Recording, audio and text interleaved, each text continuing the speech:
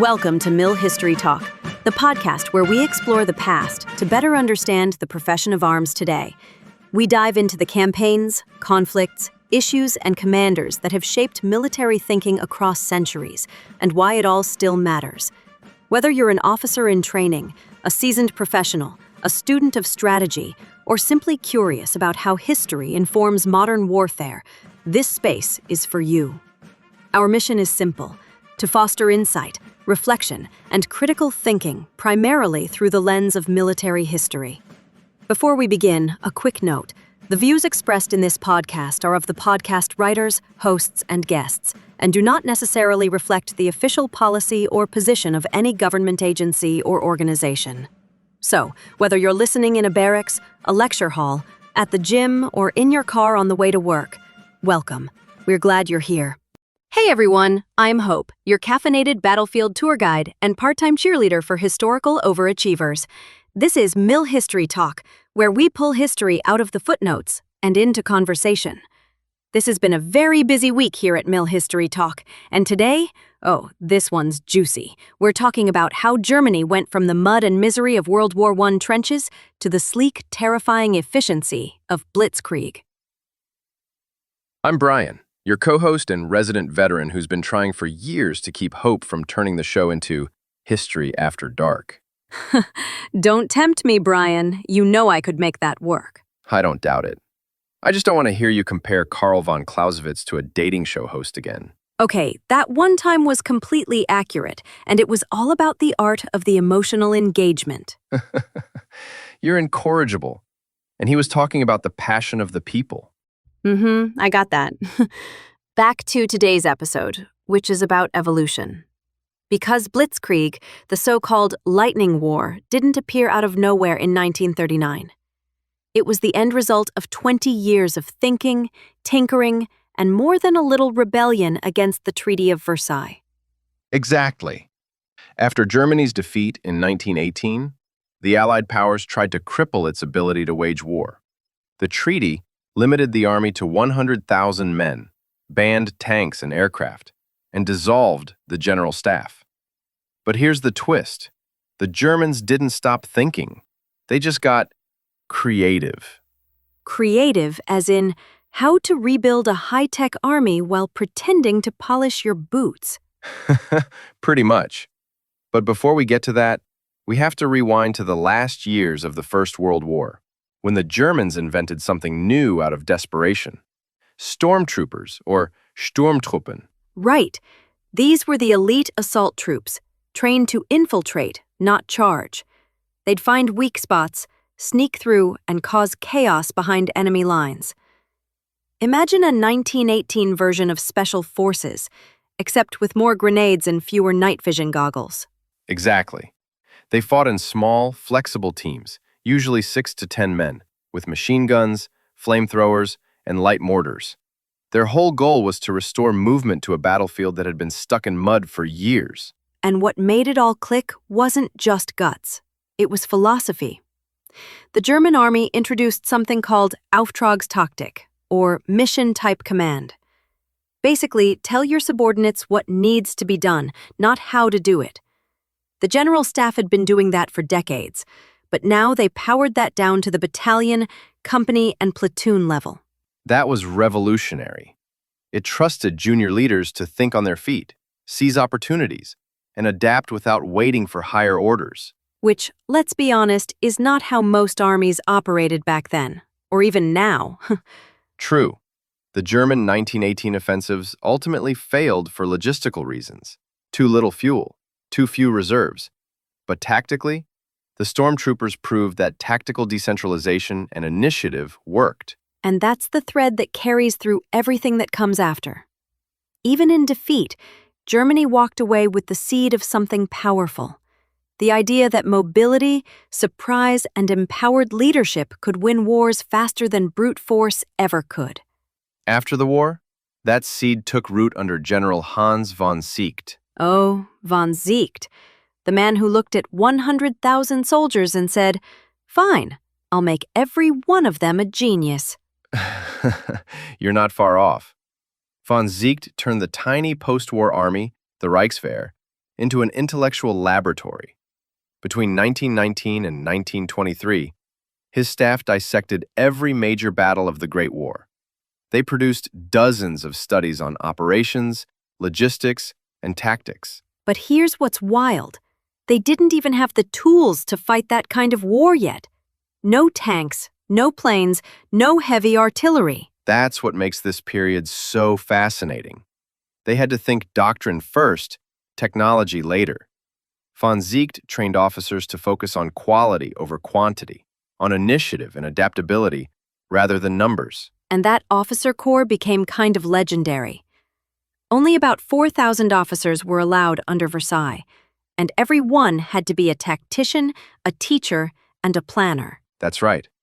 Many of the future leaders of the Blitzkrieg generation, Ludwig Beck, Oswald Lutz, and Heinz Guderian, came out of that system. Speaking of Guderian, let's talk about this guy, because he's like the rock star of interwar military thought. He certainly had the ego for it. Guderian was originally a communications officer, and he realized that all the initiative in the world means nothing if your units can't coordinate. So for him, the secret weapon wasn't the tank, it was the radio. Exactly. Radios turned Auftragstaktik from a platoon-level philosophy into an army-wide system. They allowed decentralized units to coordinate at high speed. So, to put it in modern terms, if stormtroopers were analog, Guderian made them digital. That's a good analogy. He saw that the same principles, speed, flexibility, initiative, could now apply to men mounted in machines, but enhanced with new technologies. And while other countries were arguing about whether tanks should fight alone or support infantry, Germany said, why not both? Exactly. The British and French focused on hardware. The Germans focused on integration. Integration, that's the word. Infantry, tanks, artillery, and engineers, all working together. That's the DNA of Blitzkrieg right there. Combined arms. And all of it flowed directly from the stormtroop tradition. The technology just amplified what the doctrine already valued. I love that. Technology serving doctrine, not dictating it. You'd think that idea would have stuck around longer. You'd think. All right, Brian. I'm going to summarize what we've talked about in Hope Speak. Germany lost the war, but they didn't lose their brains. They turned defeat into a masterclass on how to fight smarter, not bigger. That's exactly it. They built the intellectual bridge from the trenches of 1918 to the tanks of 1939. So by the 1930s, the theory was solid. The Germans knew what kind of war they wanted to fight. They just needed the tools. And those tools arrived right on schedule. Radios, trucks, tanks, and aircraft. Suddenly, the stormtroopers' infiltration tactics could happen at 50 miles an hour. Exactly. And they didn't waste time. Even under the restrictions of Versailles, Germany began secret training programs. They worked with the Soviets at bases like Kazan, where they tested armored vehicles disguised as tractors. So, Brian, let me get this straight. The future enemies of World War II were literally helping each other invent armored warfare? That's right. For a few years, the Soviet Union and Germany quietly cooperated, each getting something they needed. Germany got space to experiment, and the Soviets learned about German doctrine. I mean, that's like the Avengers and Thanos co-hosting a leadership retreat. Pretty much. But it worked. Those experiments let Germany refine its mechanized tactics long before anyone else took them seriously. And when the Depression hit in 1929, it actually sped things up, didn't it? It did. The economic crisis made modernization seem like national salvation. Factories built civilian trucks that could convert to military use overnight. That's so sneaky. No, it's not a troop transport. It's for delivering bread. Yep. By the early 1930s, the Reichswehr was quietly building a logistics backbone for the future panzer divisions. And here comes Guderian again, because he's never far from a good idea. By 1931, he was publishing essays about motorized command. He argued that speed demands communication, and that radios could make Auftragstaktik work across entire armored divisions. So every tank commander could act independently but still stay in sync, like players on a soccer team who all know the game plan but make split-second plays on instinct.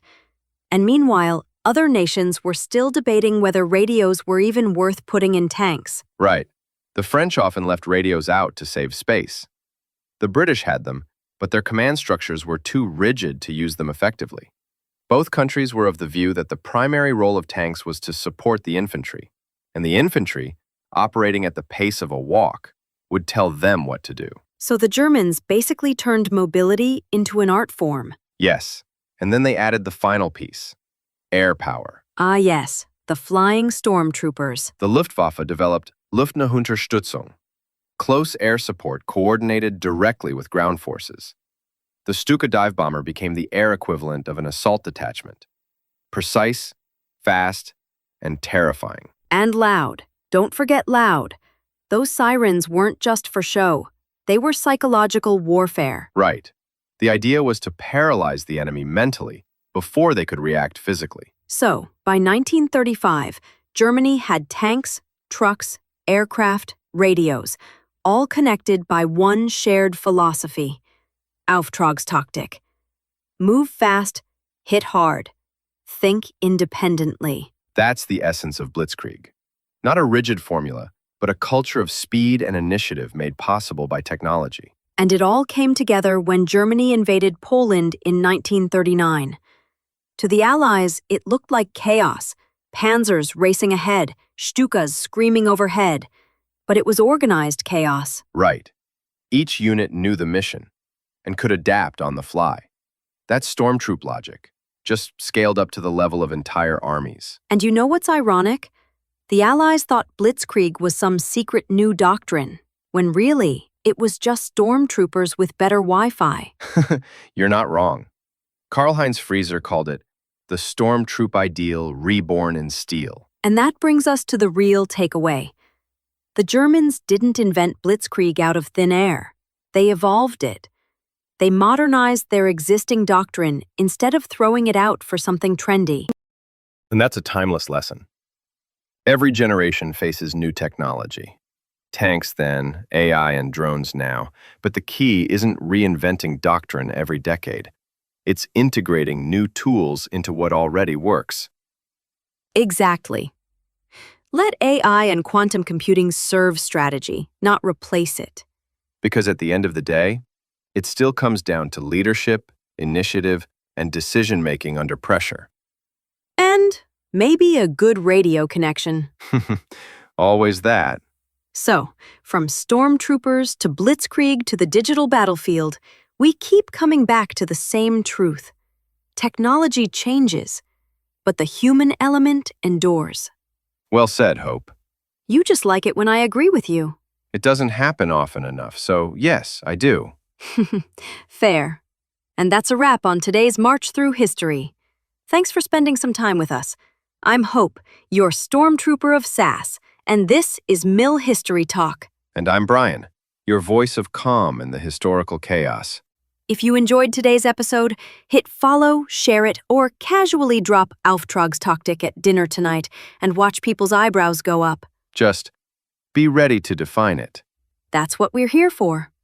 Until next time, study the past, question the plans, and remember, even the best strategy falls apart if you forget the coffee.